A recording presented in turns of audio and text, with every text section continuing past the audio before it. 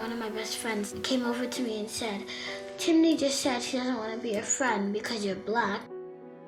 That made me get mad and go walk out of class sometimes. And I would just go out of school and stuff. So this is the behavior I was talking about. She would get punished for leaving class when class was an environment where kids were calling her out for the color of her skin. NYARA is the second of Stephanie Poole's 3 adopted children. The family lives in Seattle, Washington state. Stephanie teaches 4th grade at a suburban public school. Motherhood has taught her some hard lessons about how race can influence people's perceptions of a student's behavior or academic performance. She knows because she's seen it before with her son. Yeah, Carter's already internalized that and said, I don't want to be black. And that's a horrible thing to hear your son say, that he doesn't want to be who he is, you know. Like NYARA, Carter has an attention deficit disorder and trauma-related problems. A school district psychiatrist evaluated him and said he had tendencies to be violent, aggressive, and disruptive. Stephanie insisted those labels be removed from her son's specialized education plan. I went right to the special ed department and said, I want these taken off, because this is literally the school to prison pipeline where we're talking about how can you list these descriptors of violent for a 6-year-old boy? Nicholas ZILL is a research psychologist in Washington. He's the co-author of a study for the University of Virginia's Institute for Family Studies that focuses on the academic performance of adopted children. There's extensive research on the subject. It shows adopted children are more likely to have learning and behavioral issues than other students.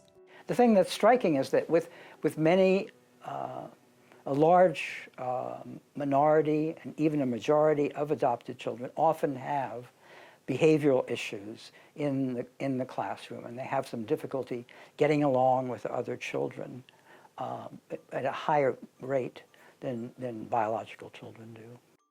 As a teacher and a mother, Stephanie knows some children struggle in school, but she sees the education system as a big part of the problem. If you look at the curriculum, it's mostly white. If you look at books, they're mostly white. And all of these things just disenfranchise our kids of color year after year after year. Researcher Constance Lindsay says having a teacher of the same race can improve student outcomes.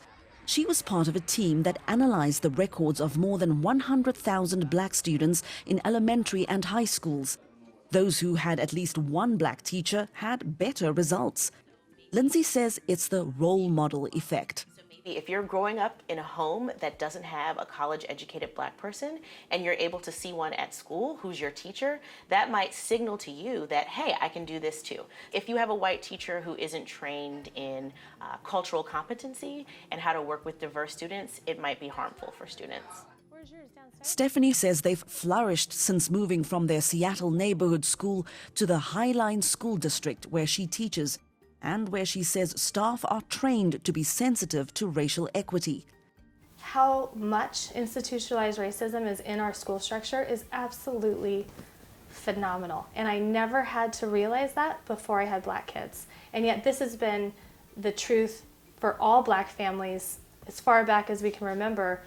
But because I'm white, I never had to look at that.